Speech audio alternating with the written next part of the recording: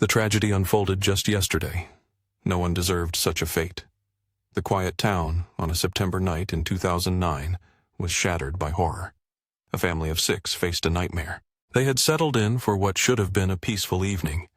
The children were tucked into bed and good nights exchanged. Yet that night's darkness would swallow them whole. A man with deadly intent forced his way inside, unleashing a brutal massacre. The carnage was so savage, so merciless, it etched itself into infamy as the bloodbath in BEASON. Even hardened investigators were left rattled by the scene they confronted. Soon, the full horror will become clear. Our story takes place in BEASON, a tiny town nestled about 200 miles from Chicago, deep in Illinois. With fewer than 200 residents, BEASON feels like a forgotten pocket of farmland and rolling hills. At the heart of this tale are 2 families, the G family and the Constant family. Both had called BEASON home since the late 1990s.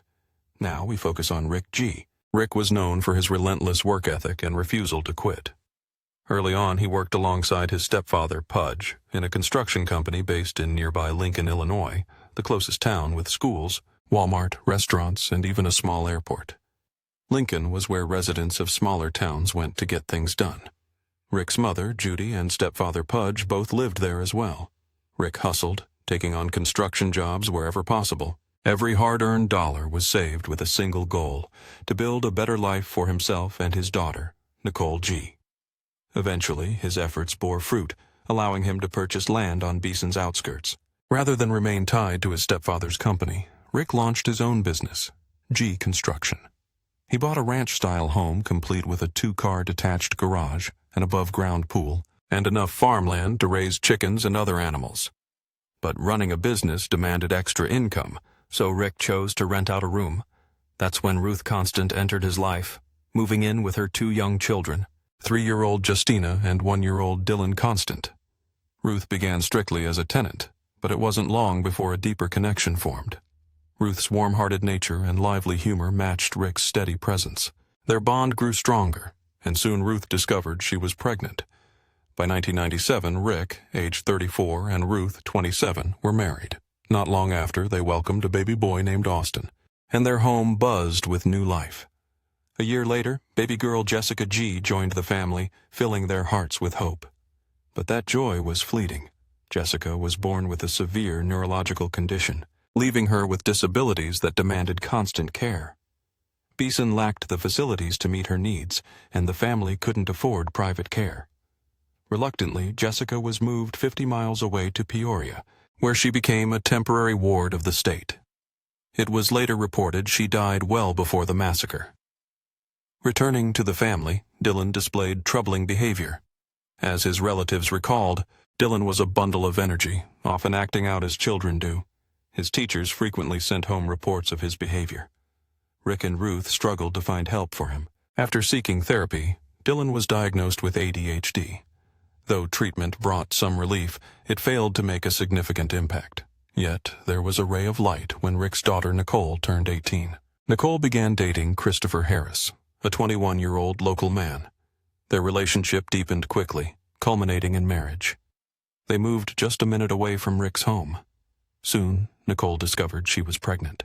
This made Rick and Ruth grandparents for the first time. With the birth of little Elisa Harris, joy filled their lives. Nicole and Chris often left Elisa with Ruth while they worked. In late July 2009, Nicole and Chris welcomed their second child. To outsiders, they seemed the perfect family, with a new baby soon expected to crawl. That September, Rick's stepfather Pudge and his grandson Adam offered to help Nicole by installing new carpet in her home. He saw the blood and a knife lying at the bottom of the steps. When Adam stepped inside and flipped on the lights, a scene unfolded that would haunt him forever. In the hallway lay Rick, face down in a thick pool of blood, frozen in shock. Fearful to proceed, Adam turned and ran back outside to Pudge, urging him to call 911. Yet he struggled to explain the horror, having witnessed only this grim sight. When police arrived, they were confronted by a blood pool spanning 2 to 3 feet wide. As they ventured deeper into the home, they saw Rick's head was shattered, his body severely battered. At first, the cause of death was unclear, but the brutality suggested a shotgun was used. The officers had yet to check the other rooms. Moving down the hallway, they noticed walls dented and smashed, signs of a violent struggle. Then they discovered the second victim. In the adjoining bathroom, 11-year-old Austin, dressed only in underwear, lay face down on the blood-soaked tile floor. The G family had been blindsided by evil that night. They were likely preparing for bed, unaware of the nightmare closing in. The officers moved cautiously, unsure if the killer still lurked within. They pressed forward down that blood-drenched hallway. Every step revealed more of the horror left behind. The peaceful night had been shattered, forever marking Beason with a stain of violence and loss. The investigators moved past Dylan Constant's lifeless form, steeling themselves as they approached the bedroom of 16-year-old Justina Constant. What awaited them inside was far more gruesome than anything previously encountered, a scene saturated with blood, smeared across every surface. Blood had soaked deep into the mattress where Justina lay face down, her head dangling over the bed's edge. Below, a chilling puddle of brain matter told a brutal story. She bore the most devastating injuries of any family member, and just when the team thought the horror had peaked, they braced for the unimaginable. Exiting Justina's room, they inspected an adjacent space and initially saw no victims. But then, in the shadowed depths of a closet, they discovered a small 3-year-old girl's body crumpled on the floor. Blood pooled around her fragile frame, her skin torn back above the right ear. The sight shattered even the seasoned officer's resolve. Trained to face brutality, nothing could have prepared them for the grotesque reality of such a young child beaten to death. Suddenly, a flicker of movement caught a corporal's eye. It was the child, alive, but barely. A paramedic swooped in, cradling her like an infant, racing toward the ambulance. Nicole G., the only other child in the home, was quickly ushered aboard as well. The ambulance tore through the night toward the nearest hospital. But upon arrival, medical staff sounded alarms as Tabitha's vital signs deteriorated.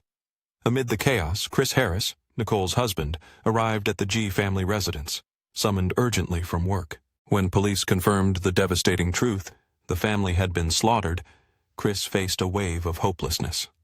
Yet, in that darkness, a fragile beacon emerged. Tabitha had survived. Relief swept over those present. Despite the nightmare, Tabitha's survival offered a sliver of hope for justice. But for Chris, this news sparked a nervous urgency. Without hesitation, he jumped into his truck, speeding toward the trauma center where Tabitha fought for her life. Meanwhile, Logan County Sheriff's Corporal Michael Block and Illinois State Trooper Paul Hennessy combed through the crime scene, searching for clues to unravel the massacre inside the G family home. Among the grim evidence, they discovered a bloody handprint smeared across the bathroom vanity where Austin G. had been slain, alongside a fresh shoe print outside, matching a distinctive K-Swiss tennis shoe. Officers canvassed the tight-knit community, pursuing every tip. One neighbor recalled spotting a silver pickup truck with exhaust pipes jutting up behind the cab, passing near the time of the murders. Despite these leads, the investigation hit a frustrating dead end. That night, forensic pathologist Dr. John Ralston meticulously examined the victims, capturing every wound in photographs.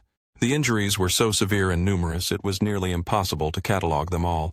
One fact loomed clear. The family had been brutally bludgeoned, not shot. Initially, investigators suspected a shotgun. Instead, each victim had been mercilessly beaten. Rick G., the patriarch, endured 39 impact wounds, 13 concentrated on his skull. Ruth Constant suffered 28 blows, her skull crushed beyond recognition. Their 11-year-old son, Austin's skull, was caved in, bearing at least 21 strikes. Signs indicated Austin had been slammed against hard surfaces, his feet stomped upon in a merciless assault. 14-year-old Dylan Constant suffered over 100 wounds, with 52 direct strikes. Justina Constant bore at least 15 identifiable injuries, missing the upper portion of her skull entirely. Meanwhile, Tabitha was locked in a desperate battle to survive, with multiple skull fractures and severe brain swelling. The swelling left her unable to speak or see, her face distorted beyond recognition. Yet amid the grim prognosis, there was a faint glimmer. Tabitha could still move her arm, signaling a flicker of strength within the devastation. Doctors made the harrowing decision to remove small fragments of her skull, hoping to relieve pressure and give her brain a chance to heal. It was a race against time, as the medical team fought to save her life. Throughout her recovery, Nicole G. remained steadfast by Tabitha's side. At the hospital, the atmosphere was thick with tension, police officers standing vigilant behind the young survivor's bedside. They knew Tabitha was the sole witness to the carnage and feared the perpetrator might strike again. This made guarding her a matter of paramount importance. Nicole cooperated fully, offering every detail she could about her family and the horrific night. Meanwhile, Chris Harris became a pillar of support for Nicole, spending long hours by her side, navigating the chaos together. Yet beneath this united front lay a complicated truth. Chris and Nicole's relationship had been turbulent, marked by breakups and reunions. They had only reconciled months earlier, in 2009. Days dragged on, and investigators found themselves at a frustrating impasse. Though leads such as the suspicious vehicle and shoe prints surfaced, no suspects emerged. The G family had no known enemies. On the contrary, the family was beloved in their community, respected for their generosity and kindness. Neighbors painted a portrait of a wealthy, loving family shattered by senseless violence. In response, police urged the neighborhood to secure their homes and remain vigilant. They stressed the need for routine precautions, locking doors at night, monitoring children's whereabouts, and watching out for one another. The day was soaked in sorrow. Amidst the overwhelming grief, Tabitha clung to life in the hospital. The community mourned deeply, yet a shadow of fear lingered. The killer remained at large, unpredictable and dangerous. Then, fate intervened unexpectedly with a crucial break at the very hospital where Tabitha fought to survive. After his shift guarding Tabitha, a vigilant officer found himself sharing an elevator with Christopher Harris, who had just exited her room. A sharp glance caught the officer's attention. Christopher wore K-Swiss sneakers with a distinctive, aggressive tread. This tread matched the shoe print discovered outside the crime scene. The officer swiftly alerted detectives, prompting Christopher Harris to be summoned for questioning. Yet the shoe print comparison revealed a troubling detail. The sneakers were a half-size too large. Sensing inconsistencies, detectives pressed on. They gathered Christopher Harris's fingerprints and palm prints, dispatching them to the crime lab for meticulous analysis. In a desperate bid to prove his innocence, his brother Jason Harris stepped forward with an alibi, insisting they had been together far from Bismarck, the location of the murders. Meanwhile, Nicole G. was consumed by fury. Nicole declared that Chris had stood by them through every trial, and now he was gone too. She was not alone in her defense. Chris's stepmother, Debbie Harris, also spoke to the media, affirming the family's belief in his innocence. In a tearful phone call from jail, Chris confided in his father, Ed.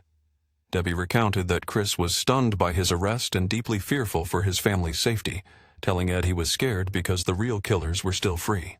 Chris swore his innocence, insisting he did not commit the murders. During booking, police photographed his entire body. While no injuries were visible, they noted a large blister on the palm of his right hand. In a chilling coincidence, a tire iron was discovered near a creek by Jason Harris's house, where investigators continued seeking clues. On October 2nd, when authorities seized Chris's truck, they found it registered to Jennifer Ernest, Jason's girlfriend and mother of his children. Both Jennifer and her mother, Sarah Duncan, had initially provided alibis for Chris and Jason on the night of the murders. However, as the investigation deepened, those alibis unraveled, leading to their arrest for obstruction of justice. The police dismantled the alibis partly because Chris's palm print was found at the crime scene. Adding to the mounting pressure, Lori Cole, an armed security guard, stepped forward. She recalled that around 11:35 p.m. on the night of the murders, Chris and Jason knocked on her door, inviting her to party. Lori, living near the G family home, declined, saying she needed to rest for work. She noticed a Ford Ranger parked outside, resembling the one Chris and Jason had been seen driving earlier. Though she told them to leave, their uneasy demeanor suggested they had been partying and were reluctant to call it a night. Another woman, Christy Moore, came forward during the probe. She revealed she and Chris had an on-again, off-again relationship. Chris had called her late that Sunday night, but she was occupied with her children and declined to meet. Christy agreed to see him after her kids went to school the next morning. Chris arrived at her Clinton home just 15 minutes from Bismarck, around 12 hours after the murders. They spent the night together, and Christy described Chris as acting completely normal afterward. She even took selfies of them in bed, capturing moments of kisses and flirtatious smiles. In these photos, Chris appeared relaxed and uninjured. Christy noted nothing seemed unusual, except that she hadn't seen him in 2 months, likely due to his recent fatherhood with Nicole. From the outset, Chris insisted on his innocence. denying any role in the murders. Yet, when confronted with fingerprint evidence, he invoked his Fifth Amendment right and secured legal counsel. Chris seemed content to let the judicial process unfold, but the tide shifted sharply as pressure mounted on his brother Jason. Initially charged with obstruction, Jason soon faced 5 counts of first-degree murder and 1 of attempted murder, the same charges as Chris. Facing a life sentence, Jason confronted a grim choice: remain silent and support his brother, or break his silence to save himself. Survival instinct prevailed, and Jason began to speak. His chilling account described a night fueled by drugs and alcohol. He and Chris had been partying hard, drinking heavily and snorting cocaine. Eventually, they sought female companionship to sustain their reckless night. They first reached out to ex-girlfriends, who both refused. What should have ended there continued, as Chris's heightened libido and drugs drove the brothers to pursue women elsewhere. This desperate search tragically brought them to the G family's home. Jason recalled they had first attempted to visit Lori Cole, the armed security guard nearby. Jason waited in the truck while Chris approached Lori's door, only to be turned away. What followed became murky. Jason offered 13 conflicting versions of what happened next, but all shared one horrifying constant. Chris Harris was responsible for the massacre of the G family. Jason claimed Chris had planned to visit the G residence intending to have sex with Justina Constant, the 16-year-old daughter of the G family and Chris's sister-in-law. Chris apparently convinced himself that Justina had been flirting with him. Whether this was consensual or not remains unclear, but Jason insisted Chris believed she was interested. Jason said he stayed in the truck as Chris approached the house. Some accounts claimed Chris was armed with a tire iron. Others said he was unarmed. One version described Rick G., the father, answering the door. After a brief exchange, tension escalated, prompting Chris to retrieve the tire iron from the truck. Jason then heard screams and thumping noises from inside the home, signaling the horrifying onset of a brutal massacre. Jason remained in the pickup truck throughout, listening to the chaos within. He heard loud thumps and screams, and witnessed Dylan Constant escape by jumping from a bedroom window. In a desperate bid for safety, Dylan dashed to the front door before retreating back inside. Moments later, chaos erupted as Dylan burst out of the house, bleeding profusely, with Christopher Harris close behind. Jason Harris witnessed Christopher strike Dylan 5 or 6 times with a tire iron before retreating into the house once more. Against all odds, Dylan found the strength to rise and re-enter the house. Minutes later, Christopher emerged and climbed into a pickup truck. As he drove down the dirt road, he casually discarded his shoes and the tire iron out the window, as if erasing the night's horrors was effortless. It is crucial to note that just a week before these violent events, Christopher Harris had faced an attempted sexual assault complaint involving Justina Constant. The complaint had been dropped, but Jason Harris suggested that Christopher's visit to the G house was driven by dark intentions that ultimately remained unfulfilled. Investigators painstakingly retraced the route described by Jason Harris during his testimony. Alongside the road, in a shallow ditch, they recovered a case, a pair of Swiss shoes, and the tire iron. Forensic analysis confirmed the DNA on these items belonged to both Christopher Harris and members of the G family. On May 31, 2013, the jury delivered a damning verdict. Christopher Harris was found guilty of the brutal murder of the G family. His sentencing came on July 19, 2013, marking the beginning of a lifelong incarceration. Christopher Harris was sentenced to 5 consecutive life terms. In addition, he received 30 years for the attempted murder of Tabitha, 30 years for home invasion, and 20 years for robbery, a sentence reflecting the full gravity of his crimes. The defense mounted a last-ditch effort, claiming Christopher had stumbled upon Dylan during the murders and acted in self-defense. But under the weight of evidence, this argument collapsed swiftly.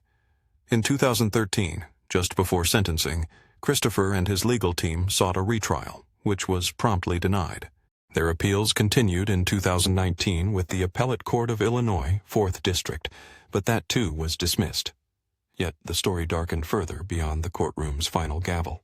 A former cellmate stepped forward, revealing chilling confessions Christopher Harris had made behind bars. This testimony painted a picture even more sinister than Jason Harris's account. According to this insider, when Christopher arrived at the G home, Rick G answered the door. A heated argument quickly spiraled out of control, culminating in Christopher striking Rick with the tire iron. Ruth Constant, hearing the turmoil, rushed in to intervene. Tragically, she soon became the target of Christopher's violent rage. In the midst of the chaos, Dylan Constant armed himself with a kitchen knife, desperate to defend his mother. But Christopher's brutal strength overwhelmed him. It was at this harrowing moment that Jason witnessed Dylan shatter the window as he tried to escape the nightmare. In a chilling twist, the cellmate revealed Christopher Harris showed no remorse for his actions. His only regret, he confessed, was not setting the house ablaze that night, a fire that would have erased all traces of his crime. As the evidence mounted relentlessly, Nicole G. transformed from defender to accuser, cursing Christopher for his betrayals. Meanwhile, during sentencing, Tabitha delivered an emotional statement that cut deeply into the courtroom's heart. At just 7 years old, Tabitha's words echoed with heartbreaking innocence. She spoke of shattered dreams and loss, pleading with Christopher to understand the pain he had caused by sneaking into their lives without apology. Jason Harris received a 10-year sentence, credited for time served, in exchange for his testimony against Christopher. This decision sparked fierce debate, as many questioned whether someone entangled in such heinous acts deserved leniency. There were countless moments that night when Jason could have intervened. He heard Dylan's desperate calls for help, but chose silence. Yet his testimony was pivotal in securing justice for the G family. After the trial, Jennifer Ernest, Jason's girlfriend, and her mother, Sarah Duncan, faced probation and fines for concealing evidence. Meanwhile, Tabitha found solace in the care of state troopers during her hospital stay. These guardians went beyond duty, painting her toenails, reading stories, and playing games to restore a sense of normalcy.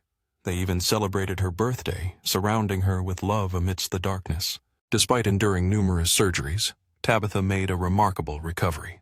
Her head injuries, tragic as they were, shielded her from the full memory of that horrific night. After a period in foster care, Tabitha was reunited with her sister Nicole, finding a loving home at last. As the community mourned the devastating loss, they dedicated a playground in memory of Austin, Dylan, and Justina Constant, a place to honor their spirits. In 2014, the show When Murder Comes to Town aired an episode exploring the G family murders. Despite interviewing residents and officers involved, the program controversially leaned toward the defense's narrative, portraying Dylan as a troubled youth capable of violence. This portrayal ignited outrage among those who had worked the case. Law enforcement officers penned an open letter, challenging the show's accuracy and defending Dylan's character as a courageous teen who fought to protect his family. Their call for truth highlighted Dylan's heroism, insisting he was more than a victim. He was a brave soul caught in an unimaginable nightmare. I stand with them. Dylan's actions deserve recognition for their courage amidst terror. The question remains, was the sentencing just, or should accomplices have faced harsher punishment? We invite you to share your thoughts in the comments. If you appreciate these deep dives into true crime and want more stories unveiled, please like and subscribe. Thank you for joining us as we continue to bring dark truths into the light.